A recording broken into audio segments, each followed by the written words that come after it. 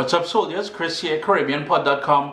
Always a pleasure having you guys here in the kitchen with me. The last few juicing videos I did went across really well, and there's been a lot of requests for more of them. So today, peaches are in season, and we still have the sort of the remnants of a good raspberry season. So I'm doing a peach raspberry, more focus on the peach juice. Stay tuned, you're gonna love this one, man. Come on now, we gotta start by washing our fruit, and I've got the raspberries already washed here. Just gonna drain that water out.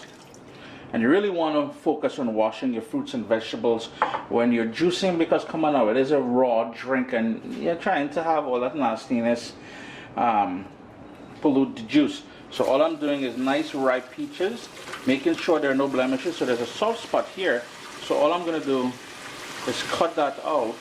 They're starting to go bad there. And then what you need to do is cut them up and have them all ready. You know, you got to remove that stone or that pit there. And these are nice and washed, and this is ready for the juicer.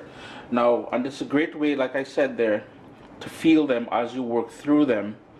For any sort of blemishes, you'll remove the stems and you'll get rid of the blemishes, the sort of rotting spots. And speaking about rotting spots, I didn't notice until recently.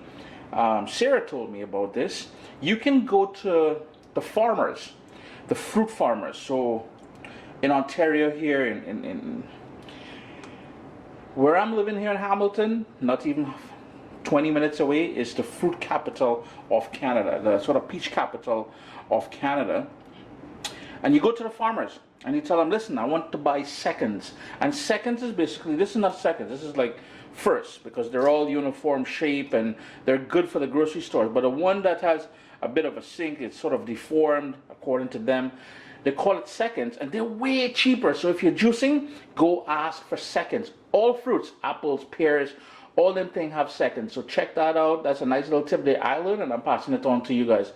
But for now, we're just gonna wash these peaches. It will take a few minutes to do what I'm doing here, but washed, I went through everything. Everything is nice and kosher, and it's prepped now for the juicer.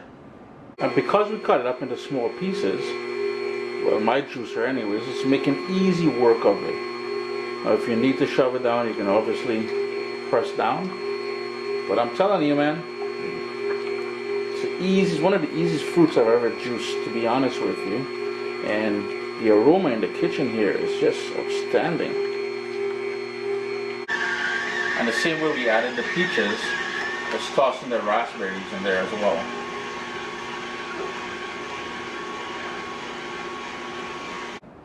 It did take some time, and I did strain it once already, but I find that it's very, very thick. And I'm not a huge fan of thick juices, so I'm running it through the strainer again. You're gonna have to work it with a spoon or something here. A couple of little housekeeping notes. You may, depending on the juicer that you're using, you may need to stop it a couple times and clean it. And two, what is two? The other housekeeping note is, I noticed that it's changing color the longer it stays out in the open air here. I'm just gonna go ahead and keep straining this, and then we'll get to the finished product.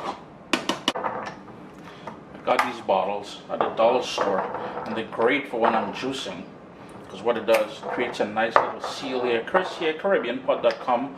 Always a pleasure having you guys here in the kitchen with me.